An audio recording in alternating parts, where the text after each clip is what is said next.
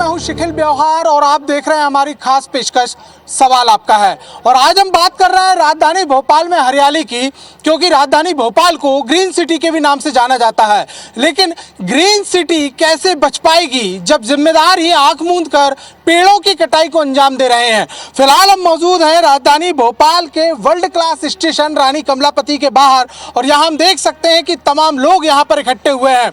ये किसी मांग को लेकर इकट्ठे नहीं हुए हैं, बल्कि इन्होंने अपना इस बात को लेकर विरोध प्रदर्शन दर्ज कराया है कि जिस प्रकार से पेड़ों की अनुमतियां यहाँ पर ली जाती हैं, लेकिन उतनी तादाद में पेड़ नहीं लगाए जाते और इसका खामियाजा राजधानी भोपाल ही नहीं, देश ही नहीं, मध्य प्रदेश ही नहीं, बल्कि पूरा विश्व ग्लोबल वार्मिंग के तौर पर झेल रहा है। इस तमाम मामलों को लेकर आज प्रदर्शन भी यहाँ पर किया गया, विरोध भी दर्ज यहाँ पर कराया गया और लोगों से हम आखिर यहाँ पर जानेंगे कि इस प्रकार का जो अनोखा विरोध प्रदर्शन है जो किया गया है वो उसकी आखिर वजह क्या रही और आखिर क्या है ये पूरा मामला कि किस प्रकार से अधिकारी जो हैं वही पेड़ों की बलि देने में लगे हुए हैं। हमारे साथ समाज सेवी उमाशंकर तिवारी जी यहाँ पर मौजूद हैं, उनसे चर्चा करेंगे। साहब, किसको लेकर आप लोग यहाँ प्रदर्शन कर रहे हैं, क्या मुद्दा क्या है? देखिए, जब हम इतना सुन रहे हैं, देख रहे हैं और अभी कोरोना जैसी महामारी में हमने देखा और जो भी विशेषज्ञों आया, चाहे भारत में चाहे भारत के बाहर, सब ने एक ही बात कही है कि पर्यावरण के वजह से जो स्थितियां खराब हो रही हैं, पर्यावरण बिगड़ रहा है, उसमें सबसे बड़ा दोष है कि हमारी सरकार जो किसी भी स्तर का अगर विकास कार्य करा रही है वहाँ पे वृक्ष काटे जा रहे हैं और बड़े बरसों पुराने वृक्ष काटे जा रहे हैं। उनकी जगह लगाने का नियम है कि जहाँ वृक्ष काटे जाएं वहीं लगाए जाएं या आसपास लगाए जाएं। वर्ल्ड क्लास स्टेशन बना रानी कमलापति, बहुत अच्छी बात है, बड़ी खुशी की बात है। लेकिन यहाँ जब ये पुराना स्टेशन था तो यहाँ पे बहुत सारे बड़े बड़े वृक्ष थे जो देसी वृक्ष थे, नीम, पीपल, आम, बरगद ऐसे वृक्ष भी थे जो कि पहले कई लोगों ने देखा है, हमने भी देखा है। आज यहाँ पर उजाड़ हो गया है, गर्मी में आप यहाँ खड़े नहीं हो सकते जिस जगह आज हम यहाँ खड़े हैं। इसकी मांग को लेकर हमने डीआरएम महोदय से, रेलवे के जिम्मेदार अधिकारियों से, अन्य मंत्रीगण से, यहाँ तक कि प्रधानमंत्री जी को ट्वीट किया, मुख्यमंत्री जी को किया, लेकिन कभी भी इस पर कोई चर्चा नहीं हुई, ना यहाँ विकास कार्य दिखा। जब प्रधानमंत्री जी आ रहे थे 15 नवंबर को इसका उद्घाटन करने, तब भी हमने कई लोगों को निवेदन किया था और पीएम साहब को भी हमने ट्वीट किया था। लेकिन ये जनता का विषय है और इसे जनता ने अपने हाथ में लिया है कि हरियाली जहाँ उजड़ रही है उसका खामियाजा जनता को ही भुगतना है। और जो विकास कार्य की अनुमतियाँ देते हैं, जो विकास कार्य को स्वीकृत करते हैं, वो कहीं ना कहीं हरियाली के लिए भी उसमें स्वीकृति प्रदान करते हैं, लेकिन विकास कार्य हो जाते हैं और वहाँ की हरियाली पे कोई ध्यान नहीं देता। तो जनता को अब सबसे ज़्यादा ध्यान इसमें देने की ज़रूरत है, क्योंकि सांसें हो रही हैं कम, कैसे जिएंगे हम। आइए पेड़ लगाएं और जीवन बचाएं। ये नारा केवल देने के लिए नहीं है, अब करने का समय आ गया है और देश के हर रहवासी को, हर जनजीवन को अगर जिंदा रहना है तो वृक्षों को लेकर ही जी पाएंगे हम लोग। और यहाँ पर ज़्यादा से ज़्यादा देसी वृक्ष लगें, नीम, पीपल, आम, बरगद, अमरूद ऐसे वृक्ष लगाए जा सकते हैं। बहुत सारी जगह यहाँ इसको लेकर हम लोग इकट्ठे हुए हैं। सांसें हो रही हैं कम और कैसे बचेंगे हम, एक बड़ा सवाल यहाँ पर छोड़ा है। और इतना ही नहीं, तमाम यहाँ हम देख सकते हैं कि पर्यावरण को बचाने के लिए तमाम लोग इकट्ठे हुए हैं, जागरूक नागरिक यहाँ पर इकट्ठे हुए हैं और इस बात की मांग यहाँ पर कर रहे हैं कि जिस प्रकार से जो अनुमतियाँ यहाँ पर ली गई थी उन्हें उन्हीं के तौर पर जो वृक्ष यहाँ पर लगाए जाने थे वो लगाए जाएं। कुछ और भी लोग हमारे साथ में, उनसे भी हम यहाँ पर चर्चा करेंगे कि आखिर उनका यहाँ पर क्या मानना है। साहब, एक समय हुआ करता था जब ये वर्ल्ड क्लास स्टेशन जो है तो हरियाली से ढका हुआ करता था और आज हम देख रहे हैं कि यहाँ खड़े हो पाना भी फिलहाल मुश्किल पड़ रहा है। बिल्कुल सही बात है। जब भी यदि बाहर से कभी हम आएंगे, ट्रेन से उतरेंगे और हमको जब गर्मी लगेगी, हमारा शरीर पूरा गर्मी से जलेगा, तो पेड़ कहीं ना कहीं हमको राहत देंगे। तो यही हमारी डिमांड है, मांग है कि यहाँ पे हरियाली से परिपूर्ण कर दिया जाए, ताकि बाद में स्टेशन जो जनता निकले उसको स्टेशन के अंदर ही नहीं बाहर भी चैन की सांसें ले पाएँ। और इस मॉडल में अभी तक हमको ये सुनने को न देखने को मिला है। कहीं ना कहीं इसके पेड़ लगाने की, वृक्ष लगाने की कोई योजना हो, किधर लगाएंगे, क्या लगाएंगे, कुछ पता नहीं है और बंदा लगते हुए भी नहीं दिख रहे हैं। तो यही चिंता है कि इसमें पेड़ लगेंगे नहीं लगेंगे, इसलिए हम सब लोग इकट्ठे हुए हैं और जब तक नहीं लगेंगे जब तक एकत्रित होते रहेंगे और पेड़ लगवा कर ही मानेंगे। यहाँ बात एक बड़ी उठाई है कि जब तक पेड़ लगाए नहीं जाएंगे, मतलब जिम्मेदार जब तक नींद से नहीं जाग जाएंगे, आंदोलन जारी रहेगा। बात करेंगे साहब, विकास के लिए हरियाली की बलि दी जाती है, ना सिर्फ ये बल्कि और भी कई प्रोजेक्ट हम यहाँ पर बातचीत करें, फिर बात कर लें मेट्रो की, बीआरटीएस कॉरिडोर की, बीडीए के प्रोजेक्ट्स की, जहाँ पर हजारों की संख्या में पेड़ काट दिए गए, आज वो दिखाई नहीं देते हैं। ये हमारे शासन प्रशासन की बहुत बड़ी कमी है जो कि हम लोग लगातार इस चीज़ के क्षेत्र में आगे बढ़ के काम भी कर रहे हैं और हमेशा मांग करते रहते हैं कि जहाँ भी विकास हो वहाँ पेड़ लगाओ। पेड़ लगाने का प्राविधान भी है, बट कोई भी प्रतिबंध लगाते ही नहीं है पेड़ जो है। इसके लिए हम लोग लगातार लगे हुए हैं और लगातार आज भी हमने यहाँ पे देखे, पहले जो है बहुत हरियाली थी, आज पेड़ नहीं है। आज इसी के लिए हम लोग मांग के लिए यहाँ पे आए हुए हैं और हम शासन प्रशासन निवेदन करेंगे कि रेलवे से निवेदन करेंगे कि यहाँ पेड़ ज़्यादा पेड़ लगाएं ताकि आने वाले यात्रीगण को जो है छाया मिले। यात्रीगण को यहाँ छाया मिले, बात तो ज़रूर की जा रही है, लेकिन एक खामियाजा और भी है कि पेड़ न लगाने से कई दिक्कतों का सामना लोगों को करना पड़ता है। लगातार मध्य प्रदेश का जो भूजल स्तर जो है वो लगातार घटता जा रहा है, लोगों को पानी की समस्या से सामना करना पड़ रहा है। और इतना ही नहीं बल्कि पर्यावरण की भी अगर हम बातचीत करते हैं तो कभी बेमौसम बरसात तो कभी बेहद गर्मी। मैडम, जिस प्रकार से माहौल आप देख रही हैं, क्लाइमेट चेंज आपको दिखाई दे रहा है, क्या कारण मानती हैं? कारण यही है ना कि लोग बाग अपनी सुविधा के हिसाब से ये पेड़ काट रहे हैं और काटने के बाद क्या है, वहाँ से पुनः जो है उसका जो है वृक्ष नहीं लगाए जा रहे हैं। तो इस भाई प्रकृति के साथ जब खिलवाड़ होगा तो फिर उसकी तो समस्या का सभी को वो करना पड़ेगा, सामना तो करना ही पड़ेगा। इसलिए हम लोग यहाँ मानव श्रृंखला के रूप में खड़े होकर ये सबसे निवेदन करते हैं कि अधिक से अधिक वृक्ष लगाएं और पर्यावरण का संतुलन बनाए रखें। मैम, क्या मानती है कि लगातार इस प्रकार के प्रदर्शन हुए, आप लोगों ने कई शिकायतें भी यहाँ पर दर्ज कराई थी, ट्वीट किए, गृह मंत्री से लेकर सीएम से लेकर तमाम जगह पर ट्वीट किए, लेकिन आपकी सुनवाई नहीं हुई, कैसे आगे होगा? आगे क्या है, लगातार ऐसे ही विरोध करते रहेंगे भाई, कभी ना कभी तो कान में जो है जू रहेंगी ही। तो इस तरह से जो है हम सभी लोग इकट्ठा होकर और अपनी जो है गुहार लगाएंगे, देखिए आगे क्या होता है। तो यहाँ हम देख सकते हैं कि साफ तौर पर एक पोस्टर यहाँ पर लिया गया है और इसमें भी साफ तौर पर बताया गया है कि जनता करती है पुकार, स्टेशन पर हरियाली का करो श्रृंगार। ये पोस्टर लेके किया जा रहा है। अमूमन जो धरना प्रदर्शन और हमने जो आंदोलन देखे हैं वो इस बात को लेकर देखे हैं, कोई मांग होती है, किसी चीज़ का एक स्वार्थ यहाँ पर नज़र आता है, लेकिन ये एक अनोखा प्रदर्शन है। वर्ल्ड क्लास रेलवे स्टेशन हम देख सकते हैं हमारे पीछे कि वर्ल्ड क्लास रेलवे स्टेशन हमारे पीछे यहाँ पर दिखाई दे रहा है, रानी कमलापति। और इतना ही नहीं, करोड़ों अरबों रुपयों की लागत से बना हुआ ये स्टेशन है और उसके जस्ट बाहर लोगों को, जिम्मेदार अधिकारियों को, समाज को और प्रदेश के उन लोगों को जो कि पर्यावरण से प्रेम करते हैं, उन्हें जगाने का काम किया जा रहा है। हमारे साथ कुछ और भी लोग हैं, उनसे भी यहाँ पर चर्चा करेंगे। सर, ये जानना चाहेंगे कि जिस प्रकार से ये पूरा निर्माण यहाँ पर हुआ था, एक टाइम पे ये पूरा हरा भरा दिखता था, आपने भी काफ़ी समय यहाँ पर आए होंगे, आज ये पूरा वीराना यहाँ पर नज़र आता है, क्या कहेंगे इसके विषय में? हम यही कहना चाहेंगे कि जो यहाँ स्टाफ बनाए गए हैं वाहनों को खड़े करने के लिए, तो मैं नहीं ये कहता कि सब जगह पर वृक्ष लगाए जाएं। जैसे ये क्षेत्र है, थोड़ा सा दिखाइए, इधर दिखाइए, इस किनारे पे छायादार पौधे लगाए जा सकते हैं। और पहले जो हम ये जहाँ स्टेशन बना हुआ है, यहाँ पे बहुत विशालकाय बरगद और पीपल के वृक्ष हमने देखे थे। सन 86 से मैं यहाँ हूँ और ये पहले हबीबगंज के नाम से जाना जाता था। आज रानी कमलापति रेलवे स्टेशन माननीय प्रधानमंत्री जी उद्घाटन करके गए हैं, लेकिन ये देखिए पूरा वीरान पड़ा हुआ है साहब। कहीं भी जहाँ भी दृष्टि डालें एक भी पर्यावरण मतलब वृक्ष नहीं दिख रहा है। इस कारण से जो ये हमारे प्रदूषण होते हैं, वाहनों से प्रदूषण निकलता है, ये हमारे मानव शरीर पर भी इसका बहुत बड़ा बुरा असर पड़ता है ना। तो सबसे निवेदन मेरा यही है कि जहाँ तक हो सके सबको पेड़ लगाना चाहिए।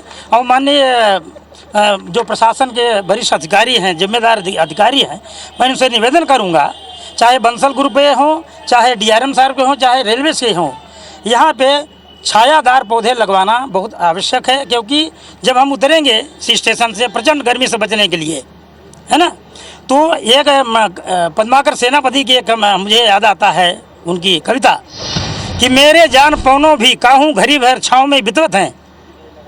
पद्माकर सेनापति की एक कविता थी।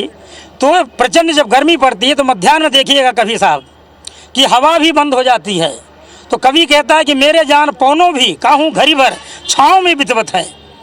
तो छाँव में कैसे, जब वृक्ष नहीं है तो छाँव कहाँ से मिलेगी साहब। तो सबसे निवेदन ये है कि पर्यावरण पर ध्यान दें, पन्नियाँ न ले आएँ।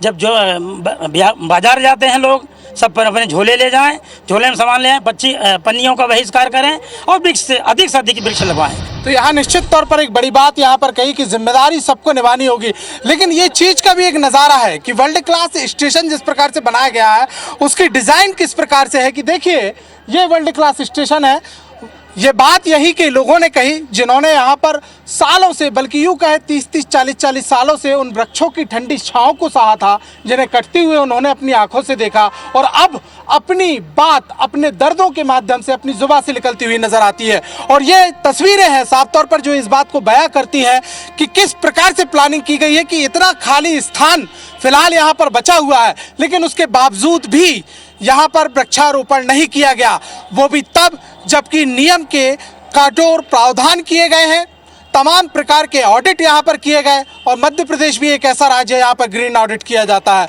लेकिन कैसा ग्रीन ऑडिट है, किस प्रकार से प्लानिंग की जाती है, उसकी पोल खोलती हुई तस्वीर फिलहाल हमारे सामने नजर आती है। आज हम बात कर रहे हैं पर्यावरण की, पर्यावरण संरक्षण की और इसके अलावा जिम्मेदारों को नींद से उठाने की, क्योंकि जिस प्रकार से अनुमतियां दी जाती हैं पेड़ कटाई की, उस अनुमतियों के मुताबिक, उस अनुबंध के मुताबिक वृक्षारोपण जो है वो नहीं किया जाता।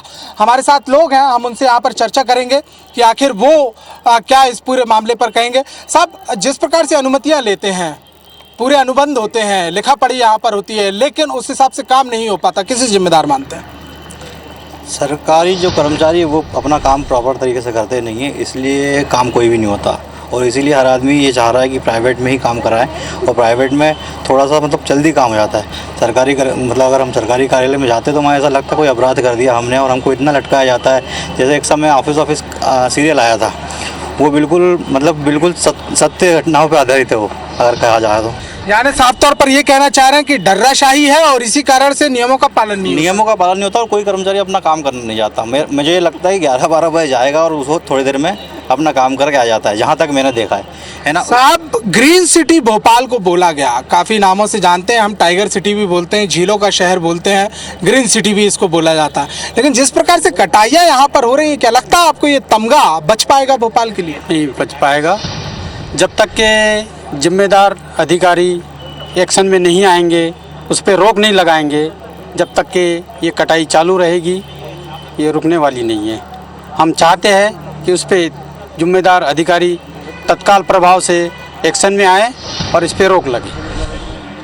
एक रिपोर्ट की मैं यहाँ पर बात छेड़ना चाहूँगा कि MOUF की एक रिपोर्ट है और जिसमें साफ तौर पर बताया गया है कि बीते 15 सालों में राजधानी भोपाल की जो हरियाली है वो 45% तक कम हो गई, और ये वही 15 साल है जिसमें इंफ्रास्ट्रक्चर डेवलपमेंट अपने चरम पर आया। कुछ और भी लोग हमारे साथ में यहाँ चर्चा करेंगे। सर, आपसे जानना चाहेंगे कि 15 साल पहले और अब हरियाली में कितना अंतर देख पाते हैं आप भोपाल की बात? अब हरियाली में देखिए, जैसे ये स्टेशन बना तो यहाँ जो पेड़ पौधे थे, ऐसी हर ऑफिस बड़े बड़े जो दफ्तर का अलग अलग रहते हैं तो पेड़ों को काटते जाते हैं, तो ऐसी हरियाली कम हो रही है। अब लोग बाग जो जानकार हैं वो पेड़ लगा भी रहे हैं, ऐसा नहीं जैसे हमारे तिवारी जी हैं उनके उसमें से काफ़ी वृक्षारोपण हो रहा है, लेकिन फिर भी अभी कटाई भी काफ़ी हो रही है। अब जैसे ऐसे रेलवे स्टेशन बना, इसमें काफ़ी पेड़ थे वो कट गए, तो 15 सालों में लगभग कबाई हुआ है, बढ़ा नहीं। तो साफ तौर पर यहाँ कहना है कि जिस हिसाब से हरियाली बढ़नी थी, क्योंकि 15 साल बढ़े तो निश्चित तौर पर पेड़ों की संख्या भी बढ़नी थी, लेकिन पेड़ों की संख्या कम हुई। साहब, आपसे भी जानना चाहेंगे, आप कितना अंतर देखते हैं बीते 15-20 सालों में और भोपाल की हरियाली में? भोपाल की हरियाली में तो 15 साल में बहुत अंतर आ गया है साहब। पहले जो हरियाली थी, मतलब जिस कॉलोनियाँ भी मतलब नई नई डेवलप हो गई, पूरा जगह जगह कंक्रीट का जंगल होता जा रहा है साहब। हरियाली की जगह यहाँ भोपाल में कंक्रीट का जंगल होता जा रहा है, इंडस्ट्रियल होते जा रहे हैं, लेकिन पर्यावरण की तरफ कोई ध्यान नहीं दे रहा है, ना कोई वृक्षारोपण कर रहा है, कोई कर रहा है। उमाशंकर तिवारी जी हमारे हैं जो कि जागृत कर रहे हैं, सबको लगे हुए हैं। आज यहाँ पर भी इसीलिए इन्होंने जो है लोगों को इकट्ठा करके धरना दिया कि वृक्षारोपण किया जाए, यहाँ की हरियाली फिर से कायम की जाए। यहाँ लगभग जो है आज भोपाल में 20 से 25% हरियाली कम हो चुकी है 15 साल के अंदर। यहाँ भी मानना है कि 20 से 15% की जो हरियाली है वो कम हो गई है, हालांकि सरकारी आंकड़े इससे दुगना यहाँ पर बातचीत करते हैं और दुगना यहाँ पर बताते हैं। साहब, मेट्रो के आसपास हम देखा करते थे कि लगभग जो 4.5 किलोमीटर की मेट्रो है पूरी हरी भरी थी। शक्ति नगर, साकेत नगर और उसके अलावा MP नगर की भी सड़कें हरियाली से भरी होती थी, आज वीरान दिखाई देती हैं। हाँ सर, ये तो सरकार के साथ साथ पब्लिक की जिम्मेदारी है और व्यक्ति को खुद जागरूक होना चाहिए और किताबों से निकल के बाहर आना चाहिए और रोज़मर्रा की ज़िंदगी से भी बाहर आना चाहिए और कुछ काम इस तरह के सामाजिक कार्यों में समय देना चाहिए और ये जो पेड़ लगाने का अभियान है माननीय श्री उमा शंकर तिवारी जी ने चलाया है, बहुत ही बढ़िया अभियान है और इसमें सबको आगे आना चाहिए। और मैं तो मीडिया को भी बोलूँगा कि जिस तरीके से आप लोग इस मुद्दे को उठाते हैं वो बहुत बड़ी बात है। और जितने पेड़ थे उसी स्थान पर या तो दूसरी जगह जाके लगाए जाने चाहिए। यदि उस जगह संभव नहीं है लगाना तो समय और स्थान और जगह चिन्हित करके जितने स्थान पे जिस तरह के पेड़ थे कम से कम उतने पेड़ तो लगाए ही जाने चाहिए ताकि वो हरियाली बची रहे। धन्यवाद। कुछ हमारे साथ युवा साथी भी जो हैं जो आज इस प्रदर्शन में शामिल हैं, क्या देखते हैं आप और क्या सोचते हैं, क्या जज्बा रखते हैं और आगे की क्या प्लान? पेड़ सभी को लगाना चाहिए, लेकिन जो पेड़ लगाते हैं लोग उसकी रक्षा भी करनी चाहिए। जैसे तिवारी जी हमारे पेड़ लगाते हैं तो उसमें लगाने के बाद डेली पानी देना, उनकी साइड में बाउंड्री वॉल, ये सब चीज़ें बनाना सभी को करना चाहिए। हाँ, सब चीज़ें करनी चाहिए। धन्यवाद।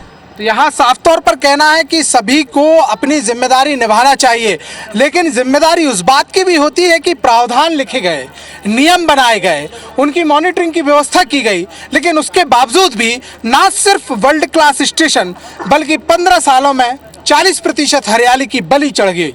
आखिर क्या कर रहा है सिस्टम? साहब आपसे जानना चाहेंगे क्या कर रहा है? देखिए, सिस्टम में जो लोग हैं, और ऐसा कोई नहीं है जो इस स्टेशन पे नहीं आता हो, जो योजनाएं बनाते हैं और जो योजनाओं को बिगाड़ते हैं, दोनों प्रकार के लोग यहाँ आते हैं, उतरते हैं। और जो कहते हैं हम भोपाल से प्यार करते हैं, प्रदेश से प्यार करते हैं, वो लोग कहाँ हैं? आखिर क्यों धृतराष्ट्र बने बैठे हैं? क्योंकि कहीं ना कहीं आंखें होती हैं तो सब दिखता है। इतनी जो जनता आई है इन्हें दिख रहा है, और ये बातें केवल राजनीति में कहने की नहीं होती, करने की होती है। अगर वास्तव में हमारे राजनेता कुछ करना चाहते हैं, हमारे प्रदेश के शासन प्रशासन में बैठे हुए वरिष्ठ अधिकारी कुछ करना चाहते हैं, तो ये कोई छुपी हुई जगह नहीं है। भोपाल में ऐसी कई जगह हैं जो बंजर कर दी हैं। टीटी नगर को स्मार्ट सिटी के नाम पे बर्बाद कर दिया है, कहीं मेट्रो के नाम पे बर्बाद कर दिया है, कहीं बीआरटीएस के नाम पे बर्बाद करा। आज बीआरटीएस खत्म हो गया, मात्र 6 किलोमीटर बचा है। केवल योजनाओं को लाकर पैसा खाने का तरीका ढूंढना और उसमें हरियाली खत्म करना। बर्बाद हो जाएंगे ऐसे लोग जो हरियाली को बर्बाद कर रहे हैं, क्योंकि हरियाली बचेगी तभी ये बचेंगे। क्योंकि आज जो लोगों का मानसिक संतुलन बिगड़ रहा है, कहीं ना कहीं हार्मोन गड़बड़ हो रहे हैं, उसमें भी पर्यावरण का बहुत बड़ा है। और कोरोना काल में 4.5 लाख लोग मरे पूरे देश में, लेकिन प्रदूषण से हर साल 16 से 17 लाख लोग अपने देश में मर जाते हैं। और सबसे भयानक संकट होता है वो प्रदूषण ही के कारण हो रहा है। तो प्रदूषण अगर रुकेगा तो उसमें देसी और बड़े बड़े वृक्ष लगाने की ज़रूरत है। और वास्तव में जिन जिन ने तिरंगा घर में लगाया है वो सारे लोग अपने घर के आसपास हो, जहाँ जगह मिले वृक्ष लगा लें, तभी देश प्रेम सच्चा कहलाएगा। धन्यवाद। यहाँ साफ तौर पर कहना और एक बड़ी बात की है कि सिर्फ देशभक्ति दिखाने से नहीं होगी, बल्कि उसका जज्बा भी और उसकी तरीके से काम भी यहाँ पर करना होगा। कुछ और भी लोग हमारे साथ में हैं, उनसे भी यहाँ चर्चा कर लेते हैं। साहब आपसे ये जानना चाहेंगे कि नियम, प्रावधान, कानून, तमाम चीज़ें हैं, शिकायतें हज़ारों होती हैं, कई शिकायतें दर्ज कराई जाती हैं, आप लोगों ने भी कई शिकायतें दर्ज कराई, कार्रवाई क्या हुई? कार्रवाई कुछ नहीं हुई। सैकड़ों हजारों करोड़ डेवलपमेंट पे खर्च हो जाता है, लेकिन वृक्षारोपण पे खर्च क्यों नहीं किया जा रहा है? मेरा ये सवाल है।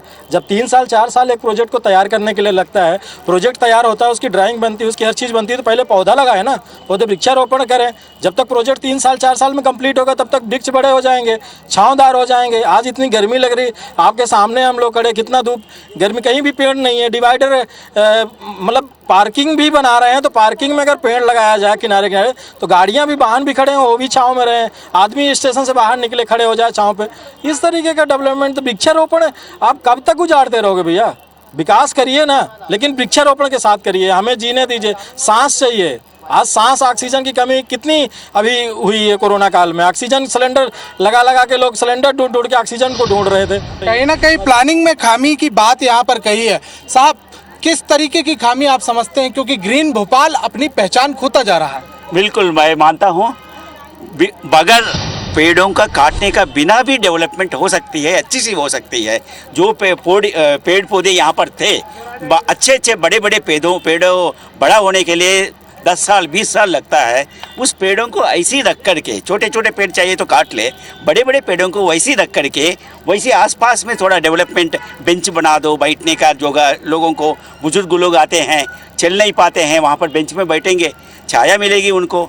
और अभी सब लोग अभी क्या है, कूलनेस के लिए अब एसी चलाते हैं। एसी चलाने की जरूरत नहीं पड़ेगी, पेड़ के नीचे पड़ेंगे तो 1 रुपये पैसा खर्चे करने के बिना भी अच्छी तरीके से लोग सुख रहेंगे। मैं सोचता हूँ 70-80% पेड़ों को बचा जा सकता है, उसके बाद भी डेवलपमेंट अच्छी तरीके से किया जा सकता है। एक बड़ी बात यहाँ पर की है कि प्लानिंग अगर सही तरीके से की जाए तो जरूरी नहीं कि विकास कार्यों के लिए पेड़ों की बलि दी जाए, इस तरीके की प्लानिंग भी की जा सकती है। बल्कि इतना ही नहीं, बल्कि अगर देखा यहाँ पर जाए तो इंफ्रास्ट्रक्चर इंडस्ट्री में इस बात को लेकर देखते हैं कि चंडीगढ़ एक ऐसी सिटी यहाँ पर मानी जाती है जहाँ विकास तो हुआ लेकिन हरियाली जो है उसको नजर नहीं लगी। कितनी जिम्मेदारी आप मानते हैं आज जिस प्रकार से लगातार वीरान जो शहर होता जा रहा है, पेड़ों की कटाई हो रही है, किसे जिम्मेदार मानते हैं?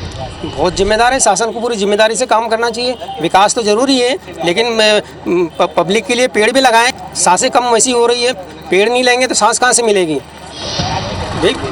आप क्या कहेंगे साहब कि इस बार जो चुनाव यहाँ पर हुए नगरीय प्रशासन के नगर निगम में, उसमें ग्रीन सिटी एक कॉन्सेप्ट बड़ा महत्वपूर्ण रहा था, कितना वादा निभा रहे हैं नेता? अगर वादा निभाते तो आज की ये स्थिति नहीं दिखती। सभी लोग पहले ये जरूर कहते कि हम ये कर लेंगे, वृक्षारोपण करेंगे, पौधे लगाएंगे, उसके लिए अगर जगह छोड़ेंगे, लेकिन जब वो चुनाव जीत के आते हैं उस पर बिल्कुल ध्यान नहीं देते। अगर ध्यान दिया होता, हर बार जो जीत के आते अगर लगाए होते तो आज पौधे दिखते हैं यहाँ पे। और उनका काम है अपने अपने क्षेत्र में, अगर सब लोग अगर ध्यान दें तो निश्चित है कि पूरी हरियाली जरूर होगी। तो यहाँ साफ तौर पर कहना है कि जिम्मेदारों को जागना होगा। ये वही भोपाल है जिसने प्रदेश में पहली बार ग्रीन मास्टर प्लान बनाया था। यह वही भोपाल है जिसे नाम दिया गया है टाइगर सिटी का। यह वही भोपाल है जिसे नाम दिया गया है ग्रीन सिटी का। और यही भोपाल है जो अपने आप को विश्व में अलग पहचान इन नामों की तौर पर रखता है। लेकिन जिस प्रकार से विकास कार्यों के नाम पर जिम्मेदारों की मनमानी यहाँ पर देखी जा रही है, वो अपने आप में इस बात का बड़ा प्रश्न चिन्ह उठाती है कि आने वाले समय में ये पहचान भोपाल के पास रहेंगे या नहीं, या भोपाल अपनी पहचान खो देगा। फिर हम कभी आपसे किसी अन्य मुद्दे पर फिर रूबरू होंगे। आप बने रहिए IBC 24 के साथ। तब तक के लिए नमस्कार।